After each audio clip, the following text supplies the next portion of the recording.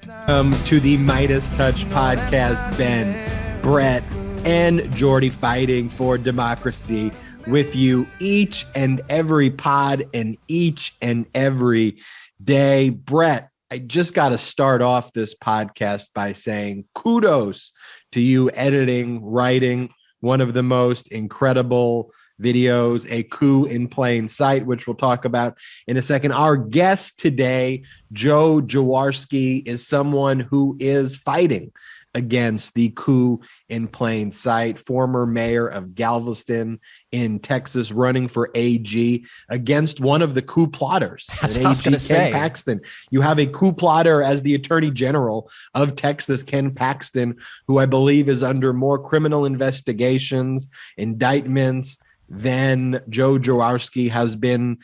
Joe Jaworski is a third generation trial lawyer. More than the generations he's been a trial lawyer is the amount of investigations criminally Ken Paxton's involved in. But Brett, Joe's granddad was a special prosecutor on Watergate. Yeah, he was Leon Jaworski was the special prosecutor. So prosecuting fascists and prosecuting corruption is in his blood. We're going to talk to him. I want to know what's going on in Texas. So that's why we have him on the pod today. But Brett, A Coup in Plain Sight. Walk us through your creation of this video, the impact the video has had. Tell us about it. I'm really thrilled about this video. If you haven't seen A Coup in Plain Sight, please head on over to our YouTube channel. It's probably the easiest way to watch it. It's also currently our pinned tweet, but it's also like the first video you'll see if you go to our YouTube. And A Coup in Plain Sight breaks down just that, a coup in plain sight. And what I wanted to do was, we've heard all these stories coming out now about January 6th, but not just January 6th itself as a day, but the planning that preceded it and the ongoing coup attempt that's happening right now in state houses across the country. And so I wanted to frame it around January 6th rather than have a video be about January 6th itself. So I would say this video started a few weeks ago at this point. Really put a lot of effort and research into it. We started digging up all these clips I went back to the archives of all the things that were happening in November, December 2020 and early January 2020 prior to January 6th. And so the stuff I kept digging up was just so eye-opening to me because it refreshed my memory of a lot of things that I had previously forgotten. But it also shows you that all these stories right now that are coming out about these alternate electors and all the attempts to take over the electoral process, those were all happening, as we say in the video, in plain sight right before us in November, in December 2020. And the more footage I accrued, the more horrified I got. And so the way this video went was first I had a bunch of footage and I sent the brothers 2 weeks ago. I said, look at all this stuff I found. And I sent it to the brothers and we were trying to figure out the proper framing for it. And at first we discussed a few different ideas. And then I kind of thought, you know what, let's take all of these clips and let's frame the coup in one place. Because what we see right now is all these kind of separate news reporting from the New York Times, from the Washington Post, from CNN, from Politico. We see all these various elements of the coup on their own, but I had never seen them really in an easy digestible format that everybody could just take in at once. So I thought, let's put it in one video. We'll make it a video that's slightly longer than our videos because I don't want to exclude anything that's super important. And so we made a 5-minute short film that really breaks down the intricacies and the plot to overthrow the United States government and instill Donald Trump dictator, and the plot that is still going on right now. And so what I really hope is that, the video now has over 1 million views on Twitter alone. It's got a ton of views on Facebook and YouTube. It had over 1 million views on Twitter in the first 12 hours. And I think the video actually broke Twitter's algorithm because for whatever reason, we haven't had one single view today. So we're expecting that thing to pop up real fast in the next couple hours. Yeah, the view count on Twitter was just broken today. Everyone who's posted videos today is just stuck on 0. But the point of these videos are, though, digital is an extremely important medium out there. And so, as we all saw with 2016 and the efforts that foreign nations went to corrupt our election process, we all understand what happened with Cambridge Analytica and the way they utilize Facebook and Twitter to spread disinformation. And we've all seen it throughout this pandemic. pandemic, the way disinformation is able to be spread through social media. So in my opinion, we need to be using these digital spaces for good, to send out positive information, to fight back these conspiracies and the craziness with the truth. And I think these videos deliver that truth in a way that everybody can understand. And so it's really, at the end of the day now, up to people like you listening to take the content that we post there, the digital stuff, and share it with a friend, share it with family members. And, Jordy, you made a funny comment when we were making the video. You reminded me of a viral video that went around when we were in high school about 9/11. Yes. And I'm not sure if you listening to this podcast remember, but there was this just complete disinfo campaign with this video called Loose Change. And it was it was a piece that basically said 9/11 was fake, 9/11 was an inside job, and that the planes never went into the towers. And this video, I remember being spread so rapidly around our high schools and people digesting it and believing every single word of it. And I think that was just a precursor to what we see today with the Project Veritases and with all these foreign networks that are trying to spread disinfo. So, I think we have to understand that these videos can be incredibly powerful if used for evil. So we need to fight back with the truth, and we need to get the truth out there, because 2022, the midterms this year, are really going to be about preserving our democracy, fighting off the corruption of the GQP, and that starts with us being activated and having the knowledge and having the tools to share with others what is actually happening in this country in plain sight. I love a good Brett rant to start the podcast. But Brett, I know I was doing like a goofy clap earlier, but I really wanted to tell you this.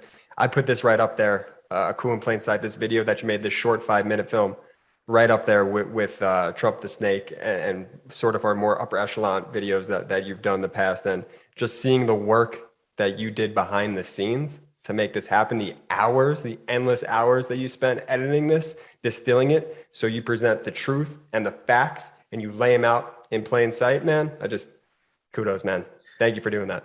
And look, digital is just one pillar of what we do at MeidasTouch. In addition to operating incredibly successful social media accounts that get billions and billions of impressions. I stopped counting the impressions because it's in the billions, and counting it isn't even like something that I could even keep up with at this point. But the digital is one part of the strategy to empower you with those tools. But where we also pride ourselves is getting these digital ads into the field. We launched 2 different advertisements that were on Fox News this weekend, one with Ted Cruz, using his own words to basically make it clear that January 6th was indeed a terrorist attack against our nation.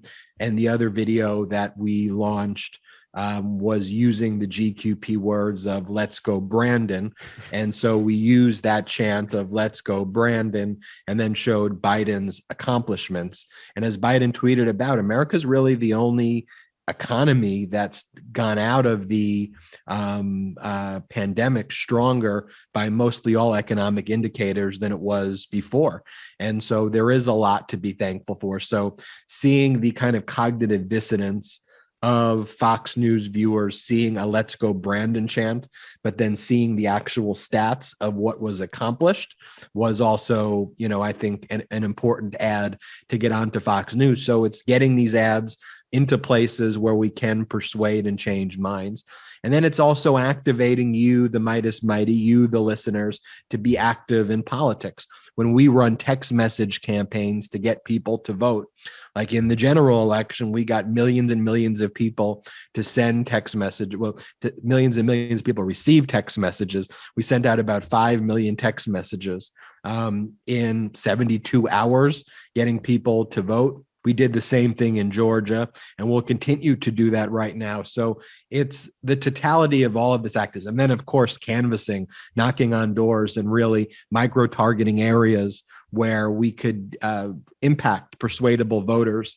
And so it's creating this entire ecosystem of digital, on television, on the ground, on the field, which is why we're grateful for all of your support, because as Brett mentioned, this is a fight for the heart and soul of our nation. Speaking about the fight for the heart and soul of our nation, January 6th, updates to report. We learned this weekend from Benny Thompson, chair of the January 6th committee, that the committee has already, quote, had conversations with former Attorney General Bill Barr. Oh. We have talked with also Department of Defense individuals. So we know that that's an interesting point, that Barr voluntarily spoke with the committee. Now, I am extremely interested in what Bill Barr has to say here, because Bill Barr, the thing that's always been so confusing to me is Bill Barr was willing to be Donald Trump's henchman on literally every corrupt action taken during that administration since he was in that role. However, he knew, I believe, that he knew damn well what Trump had planned for the election and for January 6th, which is why he got the hell out of that position before all that was going down. So I think he is A, an extremely untrustworthy person, B, an extremely corrupt person, but C, I believe that he does have very important information, and I hope that he is spilling it all to the January 6th committee, because if anybody knows Trump's plan, he will know it. And by the way, it's bombshell stories like this which caused me to keep delaying the release of the coup in plain sight video, right? Because every time I thought that this video was done, there'd be a new bombshell story that was released that I was like, well, this has to be included in the piece. We need to talk about the fact that Trump had an executive order ready for his signature to have the military declare martial law and seize the voting machines. That is an important part of this.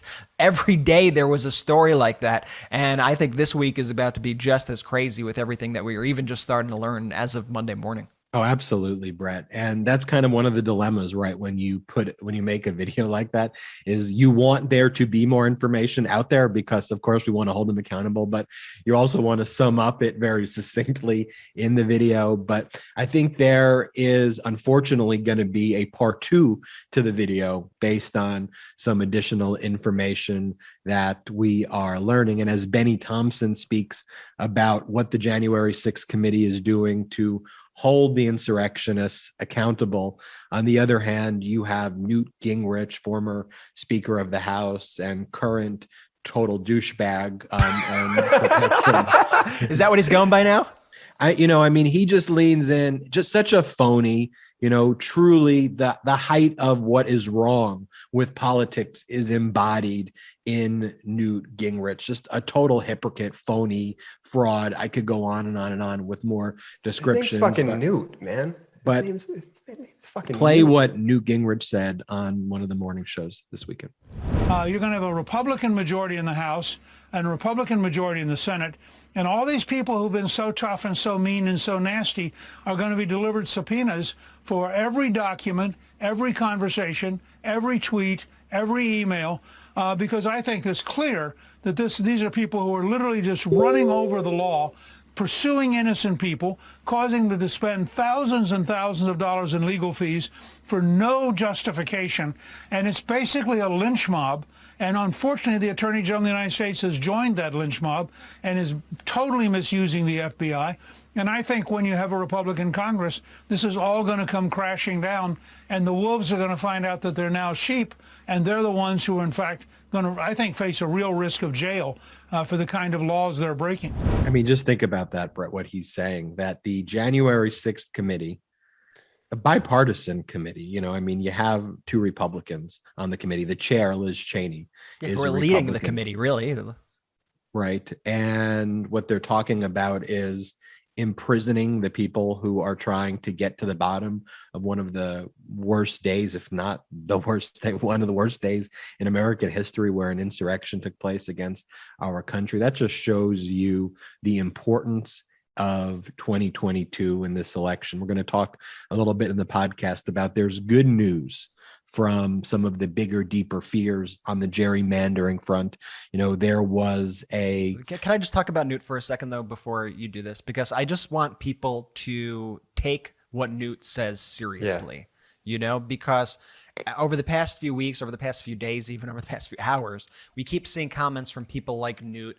And then we had, Gates, who is going to be indicted soon, making similar comments that there should be arrests for people in the January 6th committee. We are seeing people say that the second they get into power, they plan to impeach Joe Biden.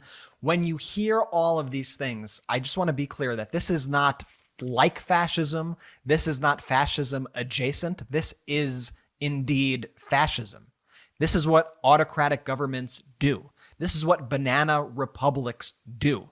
They go after the people who are trying to actually have law and order in the country, and they try to arrest those people rooting out corruption.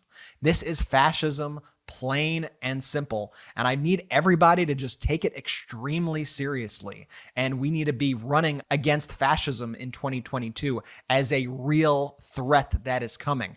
And trust me, they will do all these things. They will try to use every aspect of the law to jail their political opponents. They will try to bog down. I want to correct you there, Brett. They will try to undo our laws so that they could then create a new system that would, right? Fair correction. They don't. But they will run investigations against Hunter Biden. The January 6th committee, they will have their own committee to investigate the FBI and Antifa and all their conspiracy theories. They will go after Fauci. They will try to impeach Biden. This is what you will expect if the Republicans take power. Not only that, though, but that also means that all the good stuff that we want as Democrats, and not only as Democrats, but as Americans. I mean, think about just from a policy basis, from democracy, voting rights, to infrastructure, to healthcare.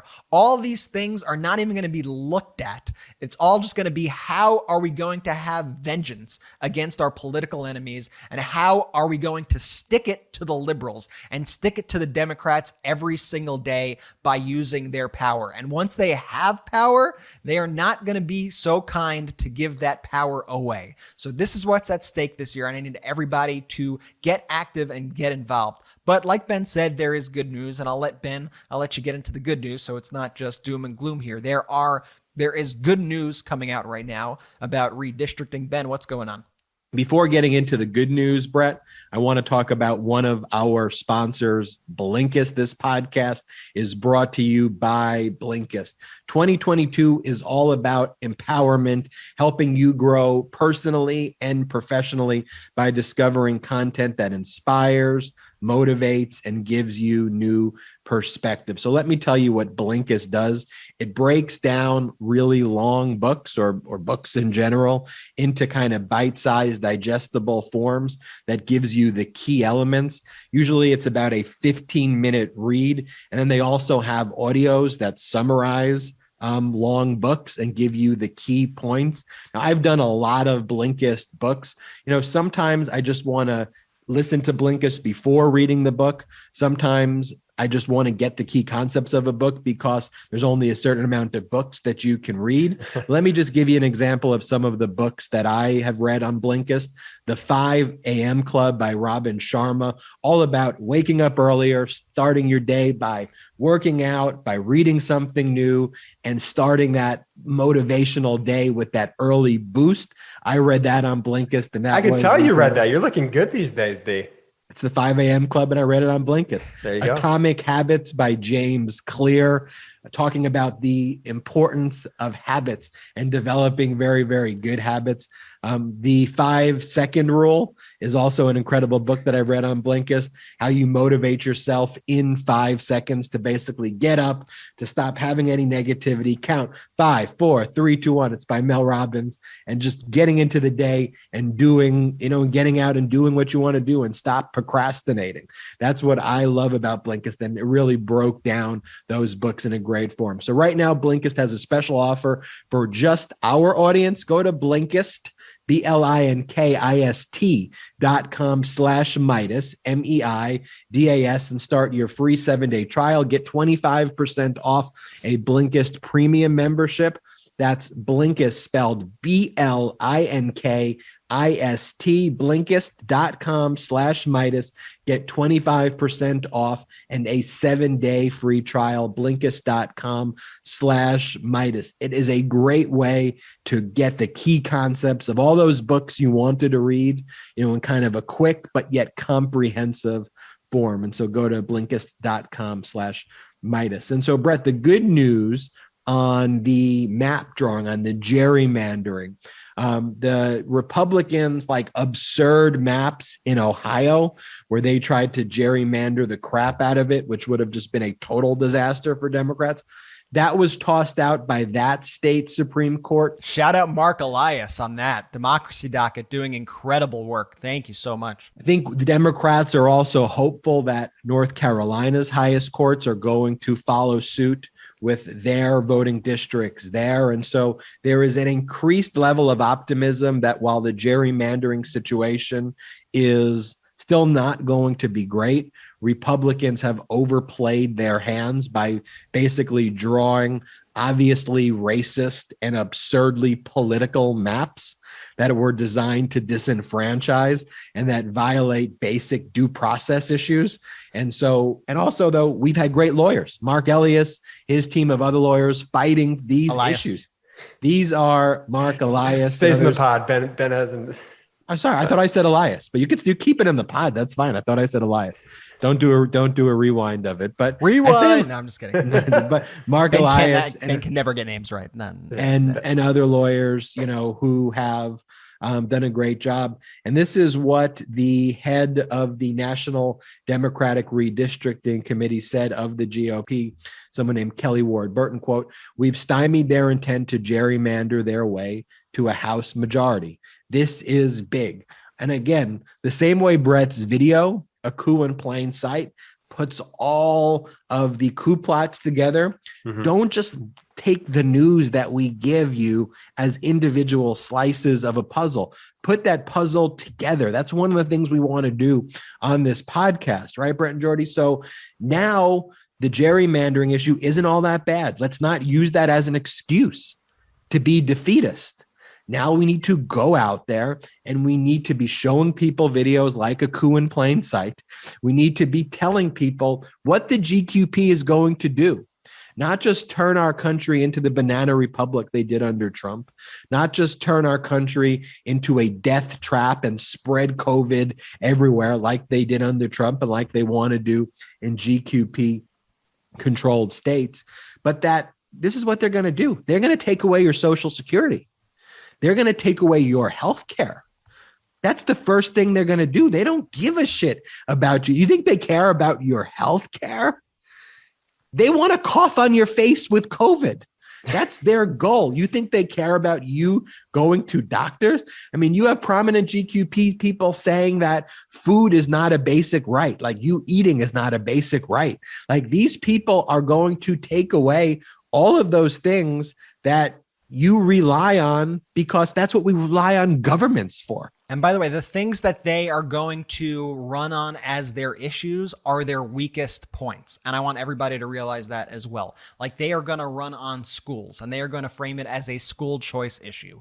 What school choice means, this is the decoding of the Republican phrases. What school choice means is we are going to defund public schools and give vouchers to private schools. So remember that. Whenever you hear school choice, it means they want to defund public schools. They're also trying to And not only just defund school, Brett, you can say ban books, right? They're going to ban books. They want to ban books. Literally, in Texas, they are trying to ban the teaching of Dr. Martin Luther King Jr. because they say it may offend the sensibilities of students. So they are literally trying to ban books, ban American history. Ron DeSantis, there's a bill that's being run through the Florida legislature right now, which wants to ban the speaking about LGBTQ issues and anything related to gay rights.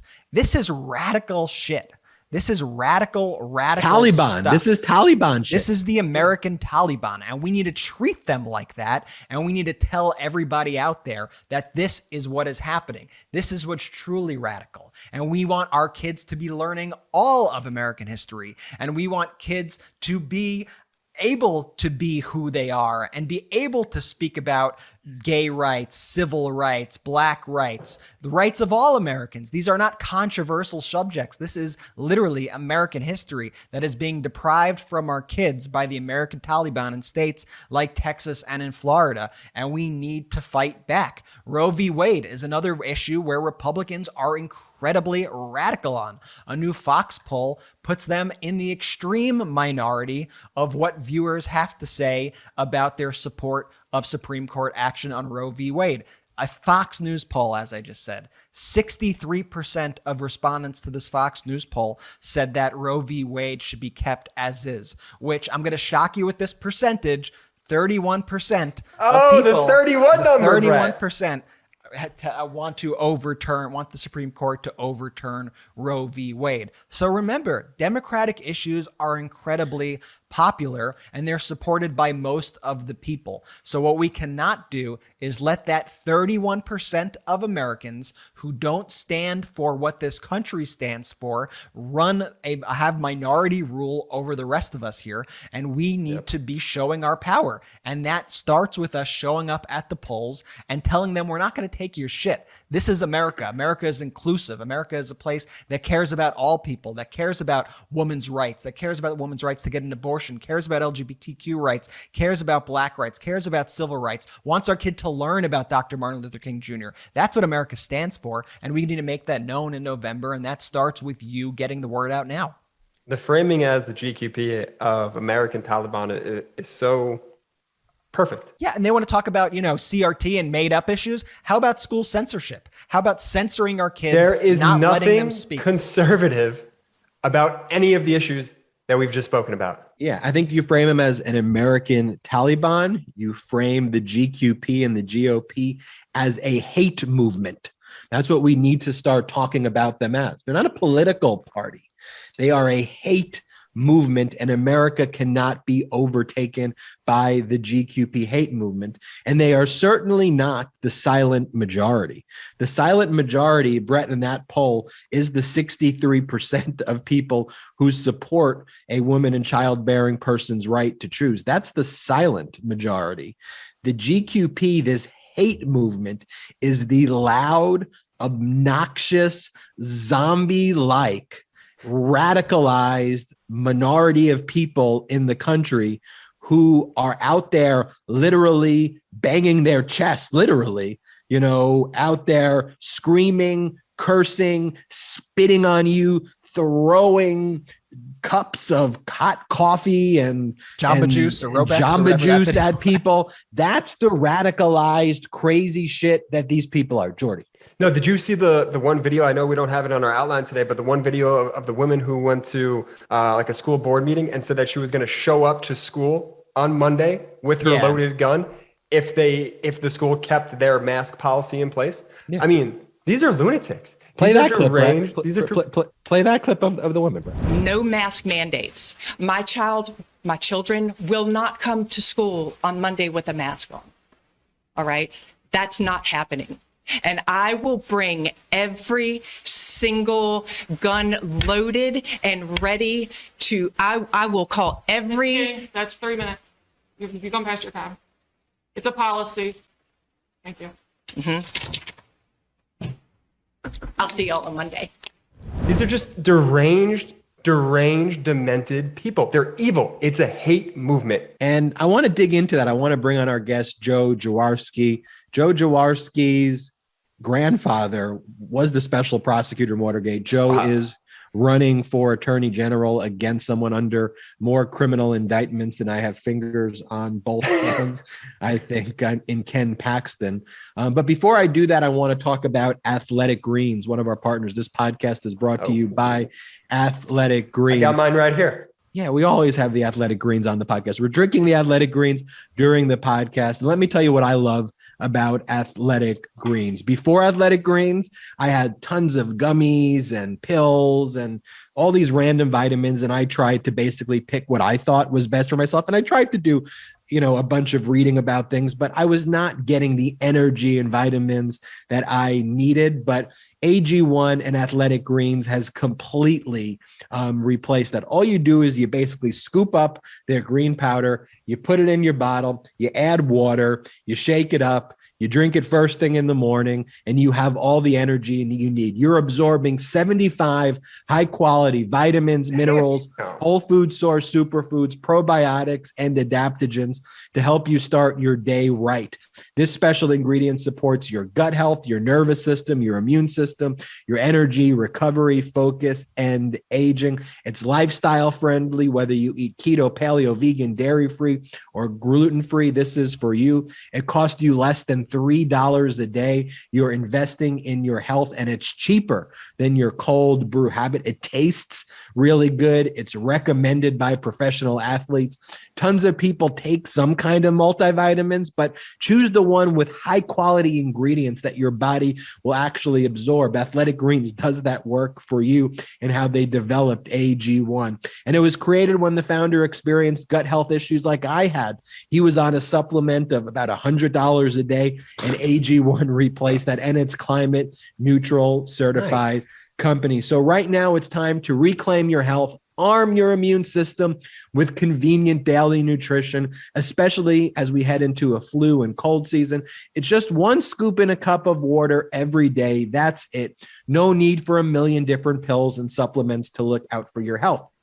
To make it easy, Athletic Greens is going to give you a free 1-year supply of immune supporting vitamin D and 5 free travel packs with your first purchase. All you have to do is visit athleticgreens.com/Midas. Again, that's athleticgreens.com/Midas, and take ownership over your health and pick up the ultimate daily nutritional insurance. And now we have Joe Jaworski, third generation Texas trial attorney, former mayor of Galveston, now the Democratic candidate for Texas Attorney General in 2022 primaries coming up soon in March for the Democratic nomination. If you get that nomination, you'd be running against Ken Paxton, who's under, more criminal investigations than the amount of generations you've been a Texas trial attorney.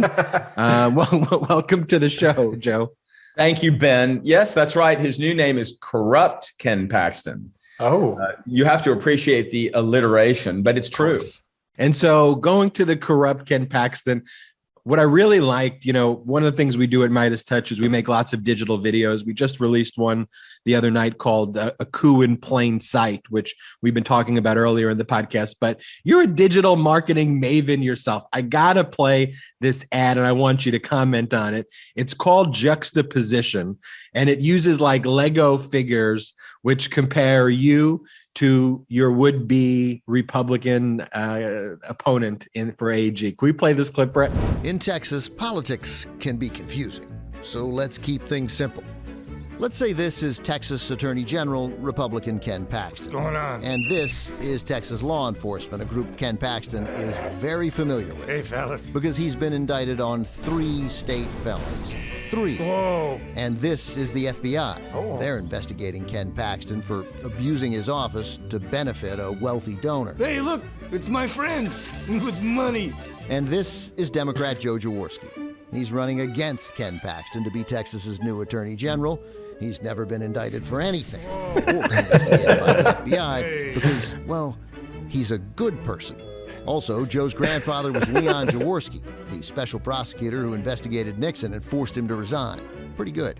Fighting corruption is in Joe Jaworski's DNA, while being corrupt is in Ken Paxton's. Yeah, I know the drill. Elect Joe Jaworski for Texas Attorney General to replace the Republican making a mockery of Texas's top law enforcement office. Okay, that's a campaign ad right there. Woo! At minimum, you got to win an Emmy, Joe. Well, let me say, if you want me to comment on that, the guy who was our man on that, Brad Harvey, went to high school with my campaign consultant, Jeff Hewitt, and that was the connection. But extra points if anyone can identify the voiceover. Oh, my gosh. Who is it?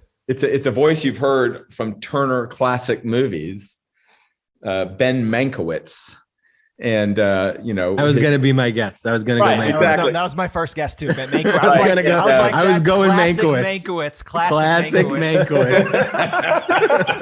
And so anyway, they've never done political ads before. They've done ads that have won awards on the Super Bowl that have been played during the Super Bowl. So we decided to get them involved in politics, and they've done a second one that is completely different. And then they did a third one that is reminiscent of the first one. So it's all on our YouTube channel. I love that ad, but it raises a serious point though. I mean, you have a number of serious points. I mean, number one, you have in Texas an attorney general who is completely corrupt, who views his job as basically the personal attorney of the governor, but really the personal attorney of like just the center of massive corruption that's taking place. Do you think the voters get it at this point? Are they ready to make a change? Like, it just seems so obvious to me that Ken Paxton, how do you have a criminal, someone under criminal investigation as the AG? Ben, I totally agree. And we start with the agreement among Republicans and Democrats that Ken Paxton's got to go. Look at it this way. There has not been a contested Democratic primary for Texas AG since 1998. And now we've got 5 people running. How about this? On the Republican side, we have unprecedented 3 office holders who have either resigned their job or elected not to run again for a safe reelection to run against this man. I mean, that's 8 people. And let's talk about the Republicans. George P. Bush, Texas land commissioner, son of the, Governor Jeb Bush. Eva Guzman, a very popular Texas Supreme Court justice who literally resigned the bench to run. And then Louis Gohmert, who I really can't talk about because I don't understand what planet he's from. But I will say that he doesn't fit into my analysis that I'm about to share, which is the moderate Republicans represented by Bush and Guzman have a lot of good people supporting them. Money, time, effort, best wishes. Well, they're going to be sore pretty soon when Ken Paxton wins the nomination for the 3rd time because he's got Trump's endorsement. He's got the power of incumbency, so he gets to own the libs on masks, abortion, election, gerrymandering, whatever, patting himself on the back every week on Maria Bartiromo. Well, look, he's going to get the nomination. The only question is, will he need a runoff to do it? Here's the point. Next fall, when these same moderate Republicans are checking their ballots as to who they're going to vote for, they may vote for the Republican for governor. They may vote for the Republican for lieutenant governor. But when they get to that 3rd race, attorney general, they're going to say, Ken Paxton, I don't forgive and forget so easily. I'm skipping you. And that's good for us because that dilutes his vote count. Or better yet, Ben, they may do something they haven't done in a long time, which is vote for the Democrat, Joe Jaworski, the lesser of 2 evils. That's a new T-shirt we're coming out with. I'm kidding. But you see, that's how people think on these votes. And well, they should. So I think, yes, the answer to your question is people are ready to turn him out. It's time. And let's look at some of those issues that you mentioned, masks, abortion, elections, for example. Let's start with SB 8, which is a bounty hunter law still in effect in Texas. As Attorney General, let's just say, SB 8 is still on the books. What would you do as Attorney General, knowing that law is on the books? I mean, and here's the thing too that we see, as we celebrate and recognize the importance of abortion rights with Roe v. Wade, and the Supreme Court's arguments in Dobbs versus Mississippi, which also threatens to overturn Roe v. Wade, people's support of abortion healthcare rights, it's about 65%. It's significant. People want to support the right to choose. So how would you handle this as Attorney General? It's best to be unequivocal about this, Ben. And I will tell you that as Texas Attorney General, I would reverse the pleadings. I mean, that is very clear to me. So should the lawsuit, which, I think there's 2 of them right now, there's one wending its way through the state court system, and there's one in the federal court system, which has now been parked at the Texas Supreme Court as well. Whatever venue it may be, the position of the Texas Attorney General will be that Senate Bill 8 is facially unconstitutional. It is. It's mathematically unconstitutional. Now, if Dobbs and Mississippi case in the Supreme Court does get decided by June, as is expected, we'll see what the Supreme Court does. I'd prefer not to speculate, but in the event Roe v. Wade is somehow disabled, they did it to the Voting Rights Act in Shelby. What if they do it in Roe v. Wade? It would be a monumental miscalculation, may I say, politically on the Supreme Court, and it will open a wound in Texas and America that will not be long forgotten. But I tend to think that John Roberts has a little more control at the Supreme Court. So I don't expect Roe v. Wade, quote unquote, to be overturned. But whatever's left of it, there's still going to be a Texas case by the time I take the oath next January. And I will reverse the pleadings. I will let the people know that the Texas Attorney General is on the side of reproductive choice. Let's talk about, simple thing as vaccinations. It's shocking to me that became a political issue. It was always the case that people get vaccinated against deadly diseases and so that they could live and be healthy. But the Republican Party has taken this mantle as an anti-vax, anti-mask, and dare I say, pro-COVID party. It seems that they want to talk closer in your face to spread the disease as well. It's more than just being anti-vax and anti-mask. Where do Texans stand generally on that issue? And as AG, how would you balance that some people saying, look, we need our kids to go back to school, we want our freedoms, with, hey, you need to be healthy, you need to, we want to live, we want Texas to be a state where people are healthy. Well, sure. And I'm going to rely, Ben, on my background as a former mayor of Galveston, as y'all mentioned in the preamble, because I believe in local decision-making authority. It works. People like local government. It's the best government because it's the most responsive government, meaning you can stand at the podium and be close to the mayor and city council or the county judge and the county commission or the school board. You can affect their decision-making by your presence. You can't go see the governor every day or the lieutenant governor. Here's my point. I think Governor Abbott is totally playing politics with this pandemic, and people are dying because of it. When it first broke, he was all for masks. He was all for separation and, closing things down. Then the power got to him, the powerful got to him, and he reversed course and has been concerned about his primary reelection ever since. Here's where he's going wrong, and this is where my experience as mayor, I think, would come into play as Attorney General. Right now, there's something called the Texas Disaster Act, and it has these beautiful words in its own introductory paragraph. It allows leaders to meet the moment. Now, this could be a hurricane, this could be a pandemic, this could be a wildfire. And Greg Abbott has elected not to meet his moment, which is his call. In other words, if he, as governor, wants to say, I'm hands off, we're not going to do any of these mandates, we're not going to do the things that I'm allowed to do, more power to him. That's his call. He has to live with himself. Where he abuses it, and I condemn Ken Paxton for letting him get away with it, is he is preventing local leaders from meeting their moment. That is an abuse of the Texas Disaster Act. And so far, that position is being sustained in court. I wrote an editorial about that several months ago, and I'm proud to see that position being accepted by the courts.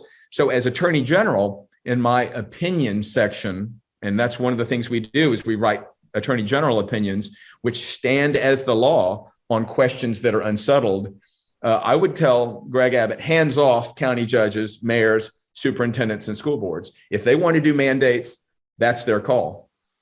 Joe, we talk about your DNA as a fighter for justice. And as I think your ad mentioned earlier, your grandfather was Leon Jaworski, who was a special prosecutor on Watergate. What is your perspective with that in mind on January 6th and the Department of Justice's efforts to hold those accountable? Brett, thank you. So I think that, we are a constitutional republic, and every now and then we have constitutional crises. We certainly had one in the Civil War, We certainly had one in Watergate, and we have one now. So, I respect the legacy of Leon Jaworski, a man who I loved dearly and knew very well. Just FYI, I visited him during Watergate, lived with him and my grandmother at the Jefferson Hotel for a while, lived with him my freshman year of college. He passed away my sophomore year. But the legacy of Watergate and Leon Jaworski is no man is above the law. And that is something that is ascendant again, certainly with Donald Trump and certainly Ken Paxton. So on January 6th, the rule of law, I think, is being followed by people who are being very courageous. Liz Cheney, for example. Perhaps I don't agree with much on her policy pre-constitutional crisis, but she is certainly making us proud and following the rule of law. So I admire her, and I want to give her a shout out on that issue.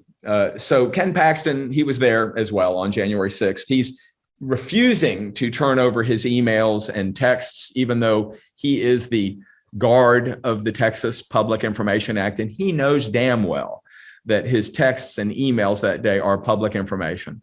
So what I would say is that is a mantra, as you say, DNA aspect to my campaign, which is, let's restore integrity to the office. That's a bipartisan or a nonpartisan concept. Let's follow the rule of law. Let's don't just go by whim or whoever your favorite is. Let's follow the concepts that have guided us for all these 200 plus years. And speaking of your would-be opponent, Ken Paxton, and those records that he refuses to release, this past Friday, Paxton was given 4 business days to turn over the communications related to his trip to the Capitol on January 6th. What do you make of his refusal to not turn over these documents? And what do you make of Paxton's involvement in January 6th? What should people know about Paxton's relationship to January 6th, just in general, I guess? Sure. I mean, it's par for the course. I expected that he would simply resist it because he's resisted everything else. He is weak and malleable. This is why Donald Trump picked him. So I think what things people need to know, Brett, is when Donald Trump was circling the corner of summer 2020 before the November election, which, by the way, dates the time I decided to run for this office, July 2020. You recall, Trump was already saying, oh, it's going to be a cheat. And if I lose, it'll be because they stole it. So he knew the polling was not going in his favor because of his pathetic handling of the pandemic and so many other things. And, he fired his campaign manager. You remember the big brawny guy. So he knew he was going down. And so he just needed someone to be the fall guy for it. So when obviously November came and went, they realized the numbers didn't go their way. There was some gadfly, who went to Harvard and got a law degree, who drafted the legal memo that they were trying to sell around to the South. And all the attorneys general in the South just said, I don't want to have anything to do with that. Ken Paxton said, I'll do it because he's weak and malleable and ambitious, or whatever word you want to use.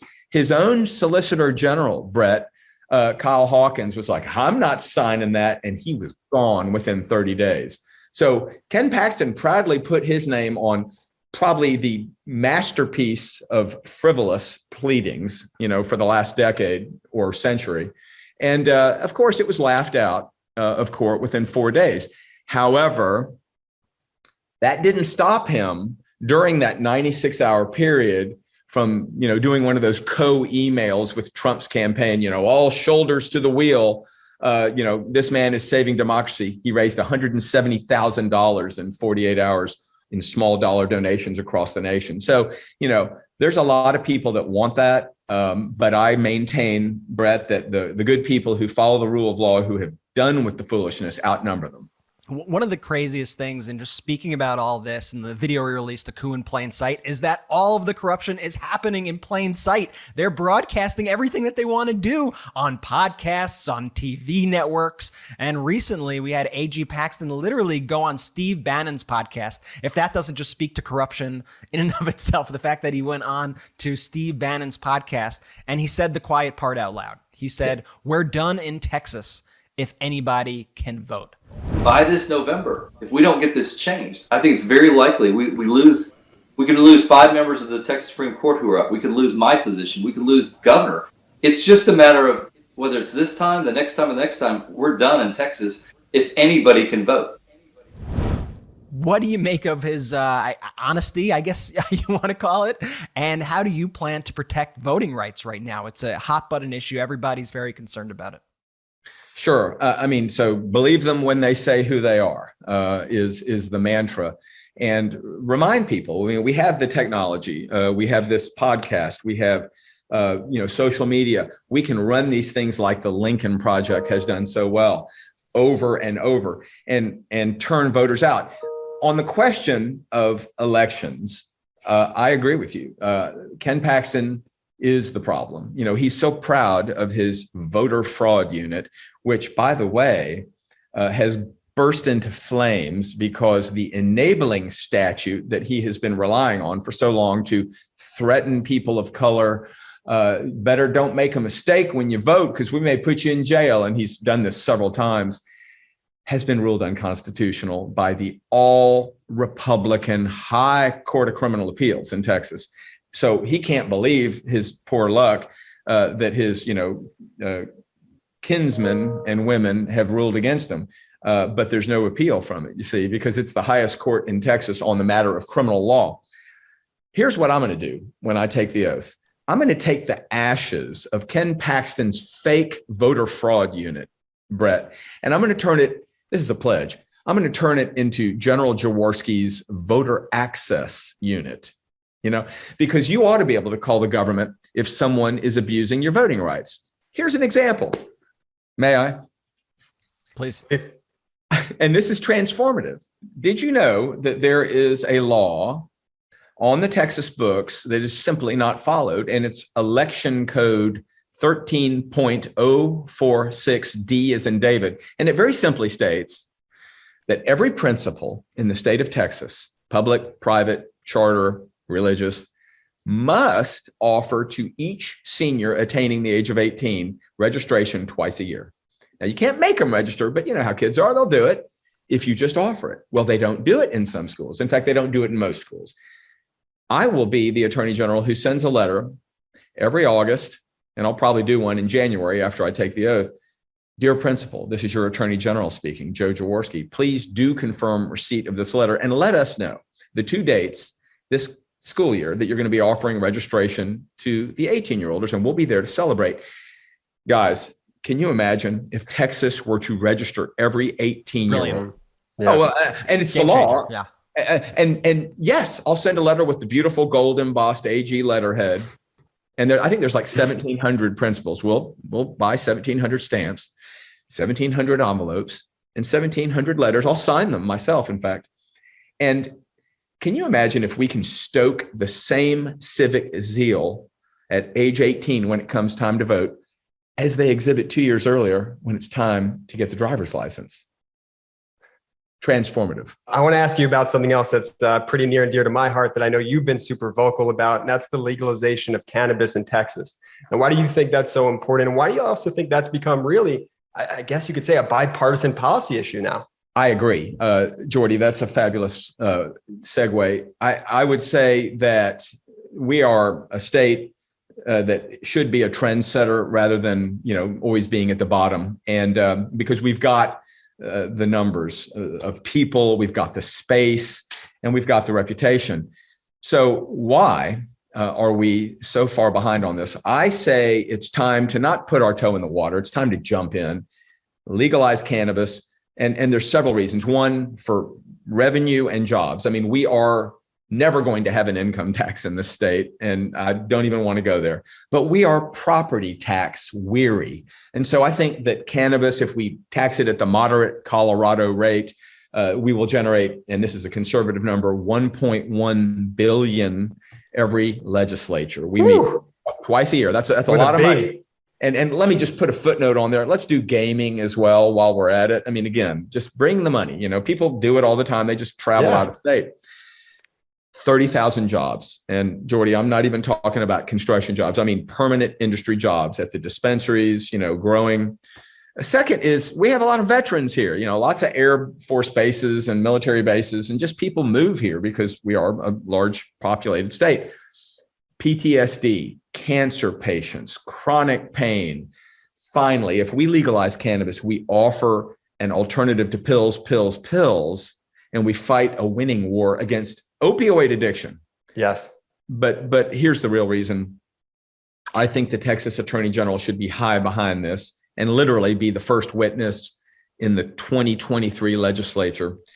And it's this: social and criminal justice reform. Guys, how much longer is Texas going to burden and incarcerate young adults? And let's be fair, typically young adults of color, for possessing a flower that grows out of the ground, so that we can incarcerate them in private prisons so that shareholders can make a profit on their imprisonment.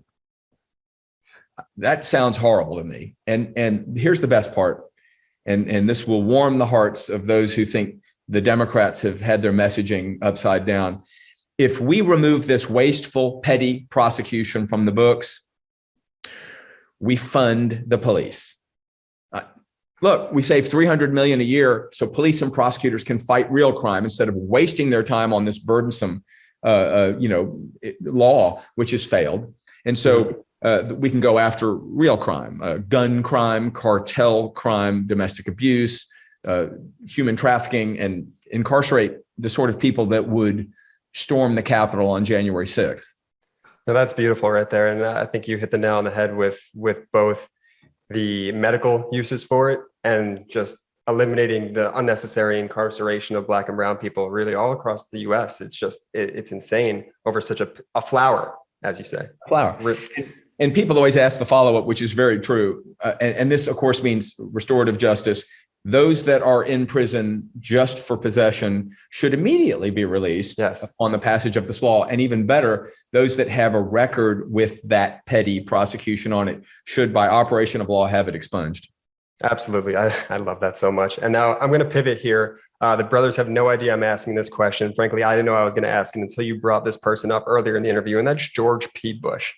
I don't know your relationship with him, but have you ever met a bigger clown than George P. Bush? And I ask that because the way that you've interacted with your family, third generation of just being so pro-democracy, you would never, at least from what I understand about you, turn on your family the way George P. Bush bent the knee to Donald Trump.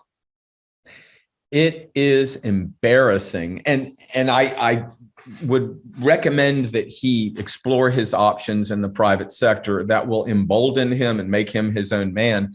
He may be a great guy to be with, but I think that people do things in pursuit of public life that is not natural. And that was one of them.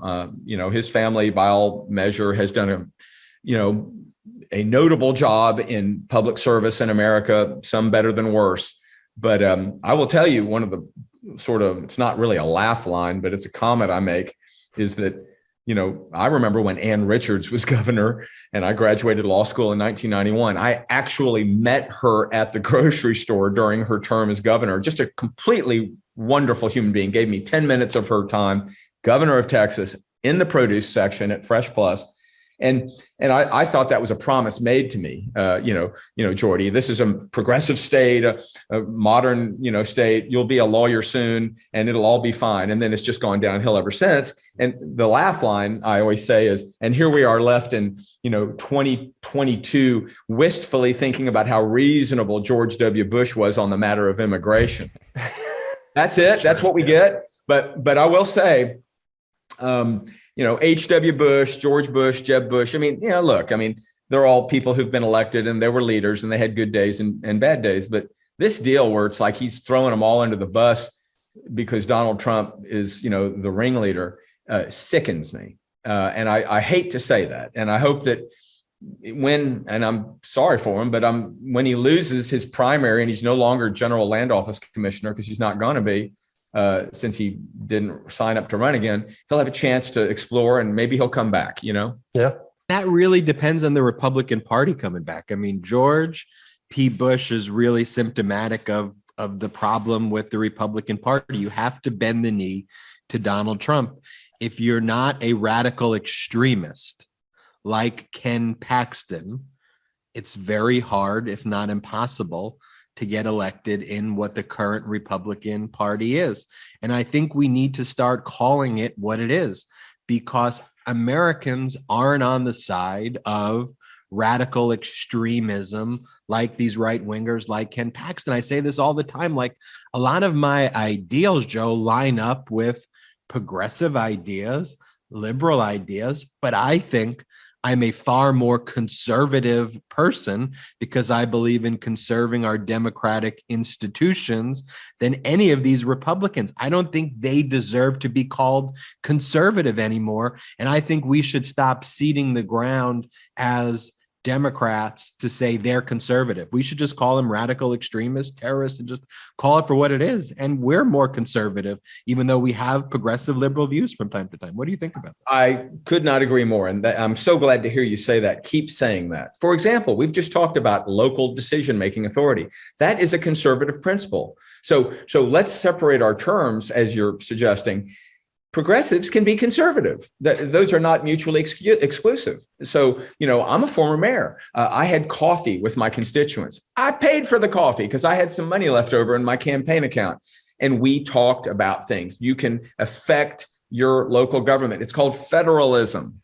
And yet here we have Greg Abbott and Dan Patrick and Ken Paxton, looking up to DC and saying, hands off states' rights. But when they look downstream, it's no, you're doing it wrong. You're going to do as we say, counties, cities, and school boards.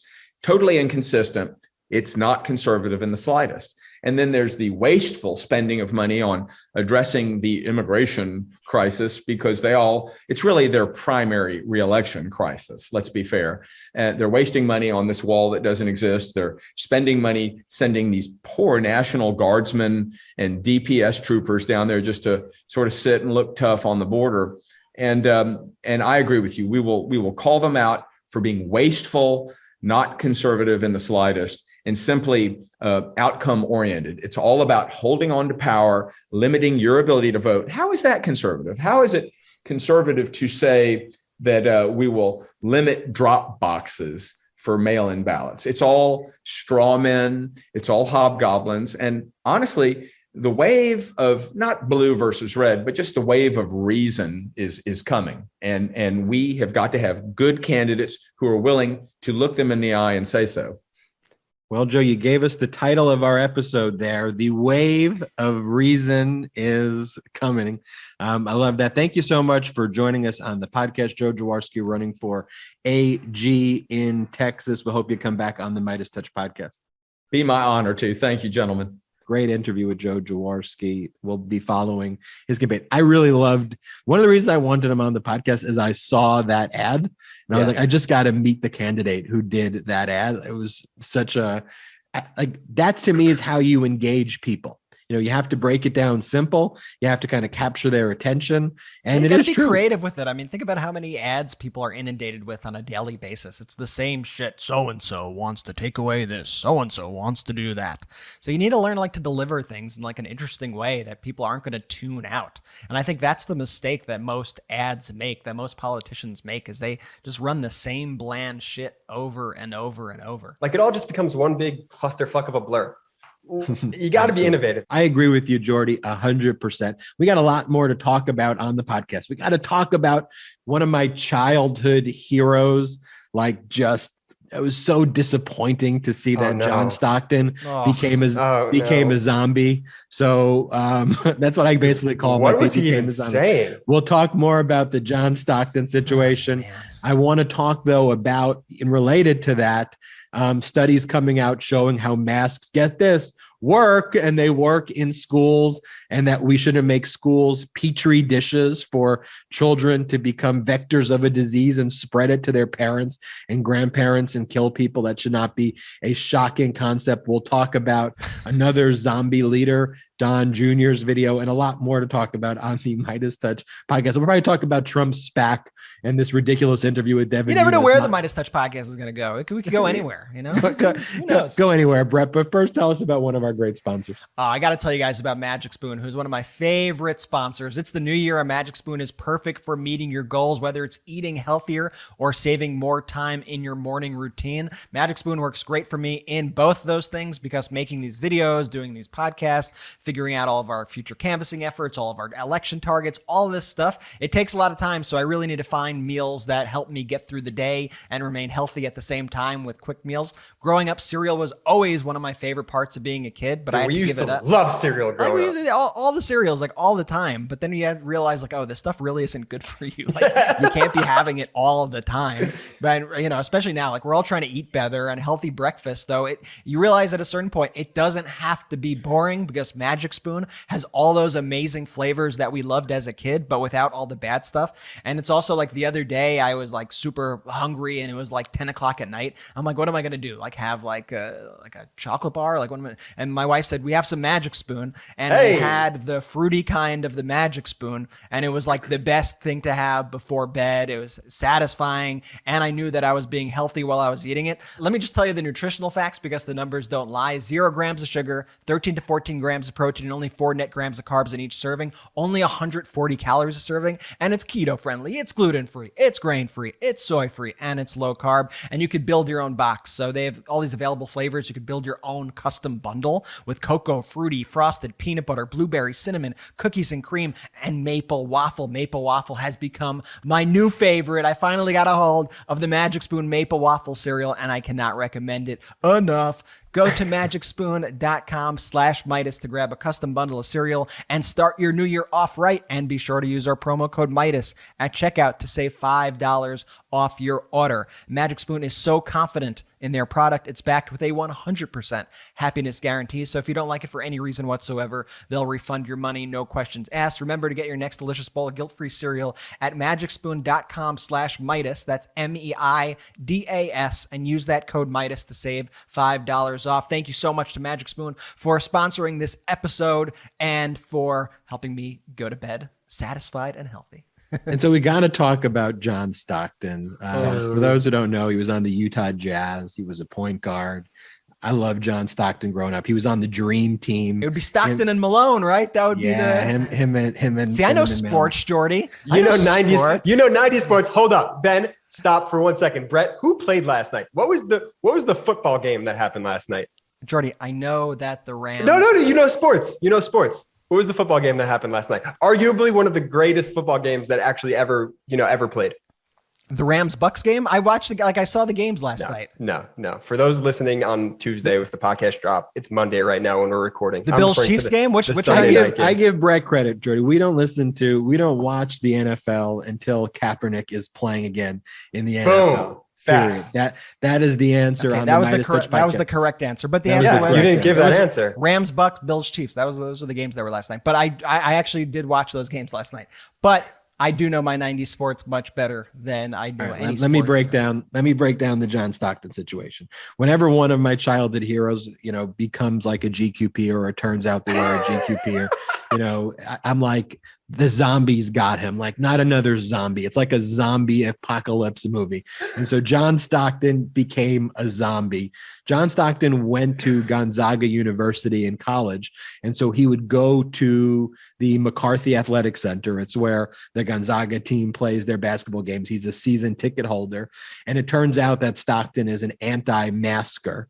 And because he was a very visible alumnus at Gonzaga, people started to complain that he wasn't wearing a mask, and they would see him there. And so they wrote to the athletic director saying, you got to get the guy to wear a mask.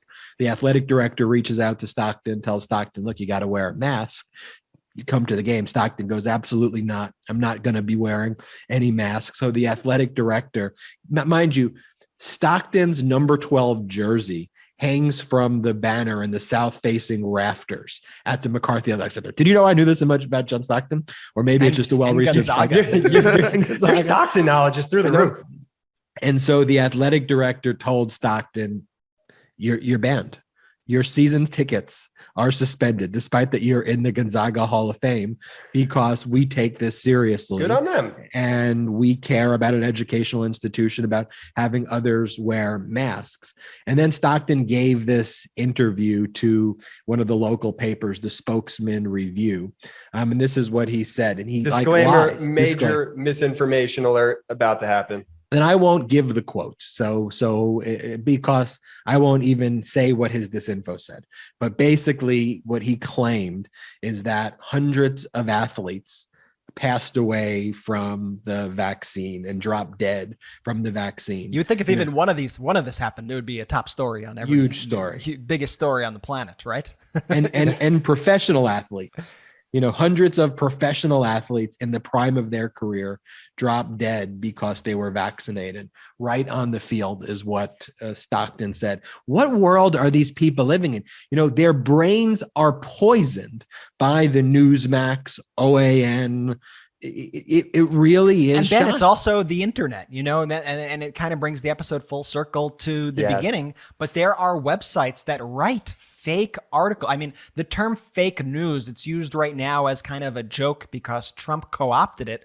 What the term fake news was about before Trump started using it to describe actual legitimate publications was fake news was about these fake websites that were being set up to spread fake stories like this. And where John Stockton is getting this information from, I would say, isn't even from the OANs and the Newsmaxes, but it's from this really dark part of the internet that spreads fake stories using like stock photos of athletes and crafts something that when somebody reads it, they think they're reading a legitimate publication, but they're actually reading like informationisus.us or something, random. And it's just bullshit. It's just absolute bullshit. And they may even take like little parts of like, facts here and there to try to couch it in like, exactly. Oh, look, this thing can be confirmed here, but it's all bullshit. And it's one of the biggest reasons why people are being indoctrinated by this. And it's why it's so important that we fight back on this digital landscape also, because there's just so much garbage poisoning people out there. And John Stockton is just, another high profile person who's fallen for this fake news. Another high profile casualty of the fake news zombie apocalypse that's happening here. It really is interesting to me because I like to say that we were all like internet 1.0 generation. Like Ben, when you were 10, you didn't have the internet, but when you were 15, you did. Brett, you and I grew up with it our whole life. So we really saw the evolution of the internet and how the internet works. For people Stockton's age, that 59-year-old aged and up, they never grew up with it until they were like 27, 30, like around there. And so they never had an opportunity to sort of delineate fact from fiction online, right? What they're reading, they're taking at face value because they're not, and I'm not saying this to come off ageist in any way, but they're just not as savvy because they didn't grow up with it the way we did. So any of our listeners here, just the re-education that you could take on your own merits to figure out, oh, why is this not true? Like, what's wrong with this website? What's the fake news happening here? Like, you have to take it one step further I'll say in order to get the facts. If it sounds fake, it probably is my first piece of advice. And two, nobody is safe from this. And no pun intended here, but nobody is immune to fake news and to being affected by fake news. We've all fallen for it before. It comes in very devious ways, and we all need to just be more discerning when it comes to what we read and what we share online. And it's Absolutely. a deeper issue, Jordy, because we always forget the power of the presidency because Trump diminished that power so significantly. But there is a real ramification of him referring to legitimate sources, to sophisticated high-level government actors as well, as referring to fake news and deep state and destroying the institutions and also destroying credible media. Because what that does in doing so is it also uplifts people like Joe Rogan. It uplifts people like other fake news sources who then fill the gap and fill the void as legitimate media sources are diminished in their stature and are told that it's fake news. I mean, the statistics are very basic. The vaccine isn't a debate that needs to even be had. It shouldn't even be a debate. If you go to hospitals across the country, 90% of the people who are hospitalized are unvaccinated people. You could speak to the hospital officials and say, who's in there? 99%. They will tell you it is unvaccinated people, and in many ways even higher than 90%. And so why Joe Rogan wants to focus, and he's wrong, but he focuses on myocarditis of 10-year-olds to 15-year-olds and tries to extrapolate something which he's completely wrong about. The facts are right in front of your eyes. And the kind of message of a coup in plain sight, the facts in many ways are in plain sight. And we have to restore also confidence in our institutions. I will read you today along those lines. Fiona Hill, she is now a senior fellow in the Center on the United States and Europe in the Foreign Policy Program at Brookings. And she recently served as the deputy assistant to Trump and senior director for European and Russian affairs on Trump's National Security Council. Also served for George W. Bush, also served for Barack Obama for a little bit, just for perspective on how long this person has, or how many administrations this person has served. And she says, from Russia's perspective, America's domestic travails after 4 years of President Donald Trump's disastrous presidency, as well as the rifts he created with United States allies, and America's precipitous withdrawal from Afghanistan, signals weakness. And remember, it was Trump who was one of the people who said to get out of Afghanistan. It was Biden who actually did it and effectuated it in a way that was, that actually got it done. He had the guts to at least get it done. But, the weakness that was the disastrous internal mess that Trump created has emboldened people like Putin to threaten to invade Ukraine right now. And so we talk about Trump's spreading of fake news. We talk about Trump's destroying our institutions with the deep state. We should also talk about Trump's destruction of our allies.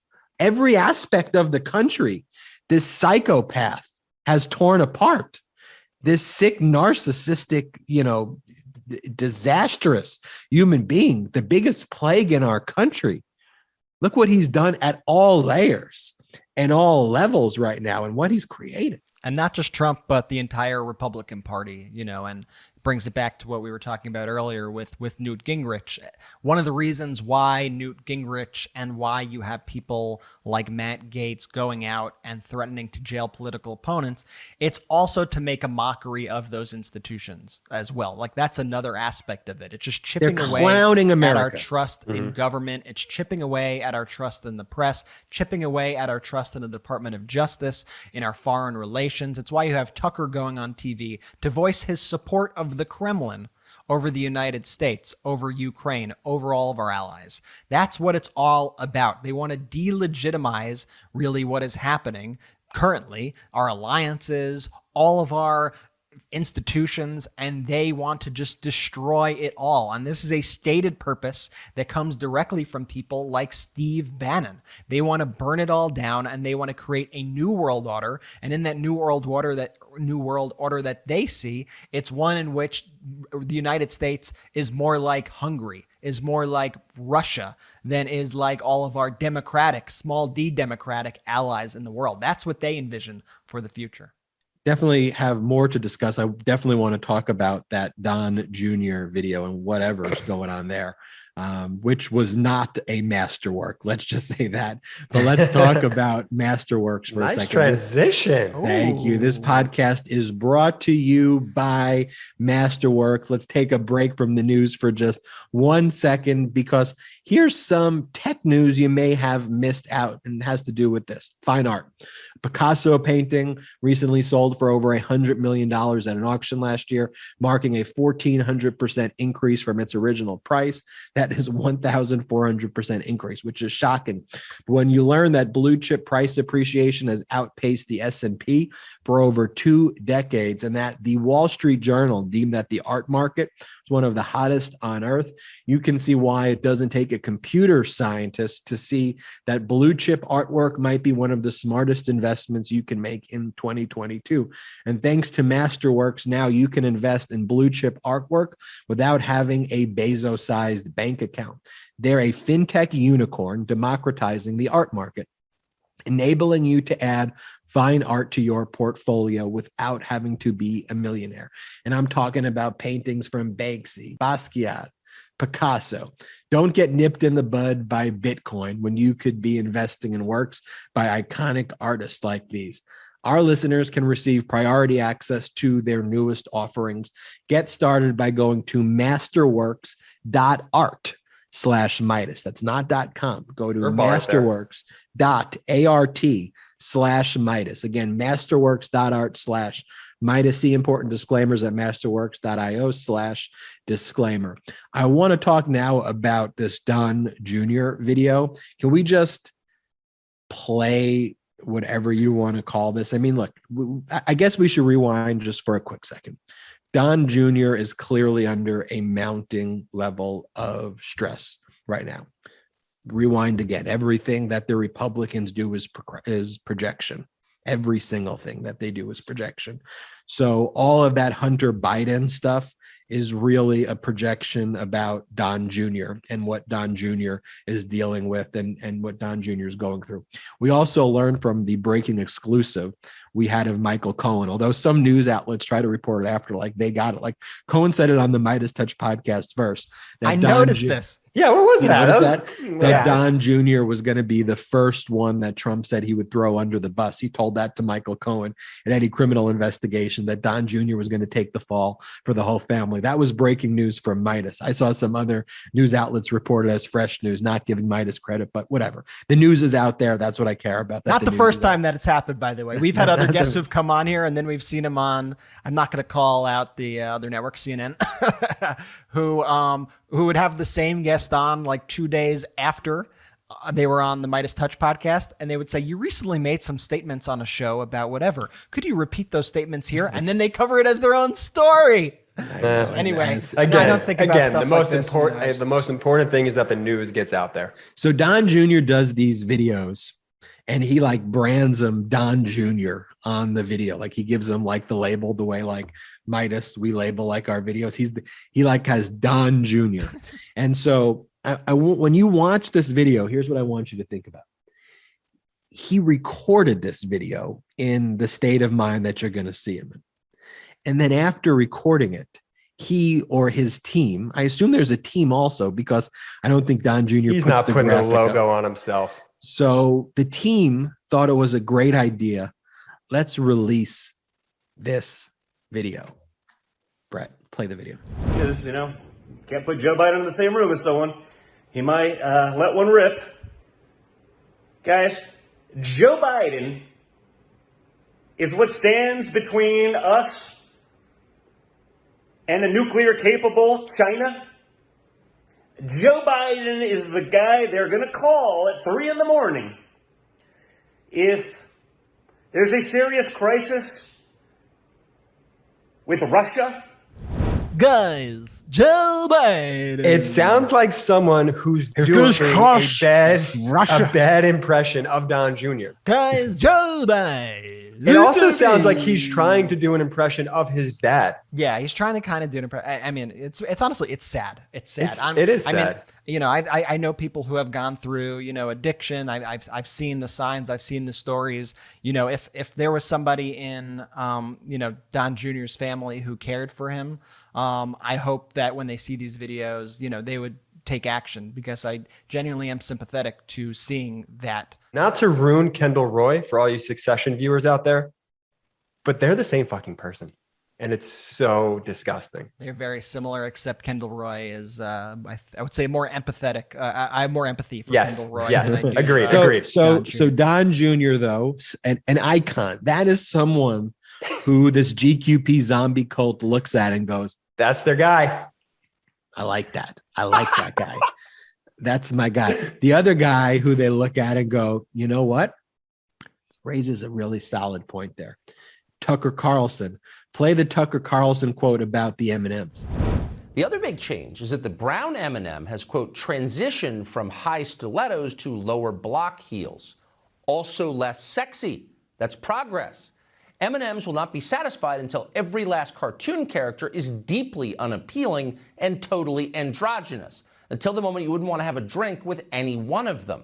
That's the goal. When you're totally turned off, we've achieved equity. They've won. So that's Tucker Carlson talking about how he wants to have a drink with M&Ms and that he finds M&Ms to be sexy, and that the Democrats and woke culture has somehow made M&Ms less sexy, and that they've taken away. What's the viewer doing when they want, like, the Siri viewer? Like, yeah, Tucker's right. I do want to fuck M&Ms. Like, well, no, they're taking their dick out of the bowl of M&Ms and putting it aside.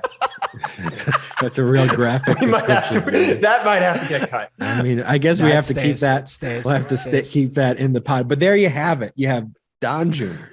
You have Tucker Carlson. You have John Stockton. You've got this whole zombie crew of people right there.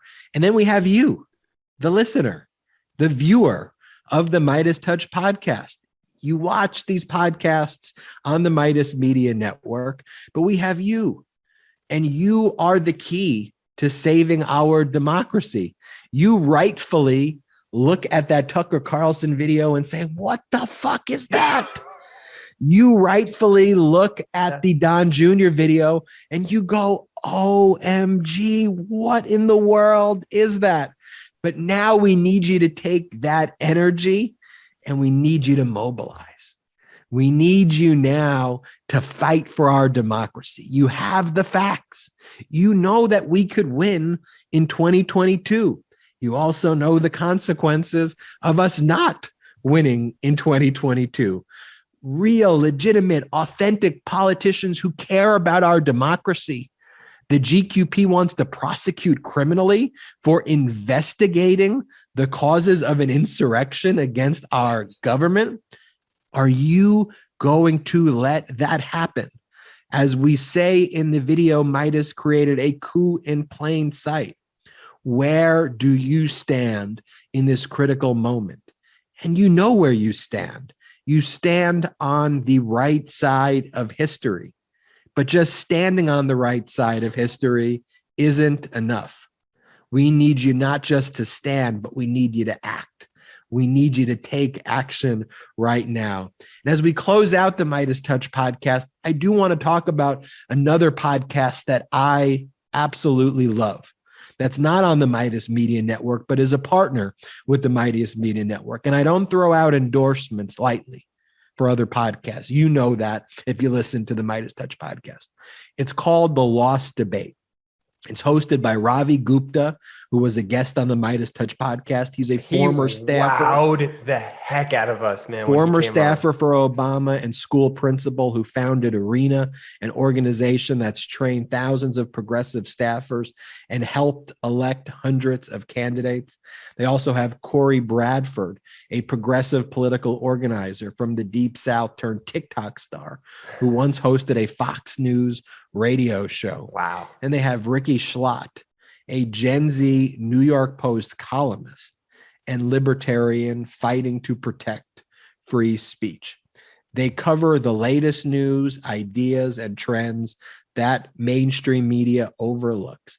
And instead of being at each other's throats, they focus on bringing new perspectives to the table in constructive debates that sound less like crossfires and more like discussions between real people. Here's the thing I want to point out about this podcast, but it's why I think you should listen to it. You are not going to agree with all of the things they say on the podcast. There are a lot of ideas on the podcast and political positions that I find myself learning from. You know, I disagree with some of the political positions because some of them skew more traditional right leaning. But what I also want to learn is how we can message to all Americans and how we can have these respectful debates and discussions. We may have differences on policies between Democrats and Republicans. What we should all share is our love of our democracy. Yeah, it's important to get out of our bubbles, right? Like, you need to step out of your bubbles. You have to step out of your comfort zone to really get a full perspective as to what is going on. And that's what I love about The Lost Debate. And it's not only a podcast, but it's also a YouTube show. The same way you watch our show on YouTube, you can watch it on YouTube.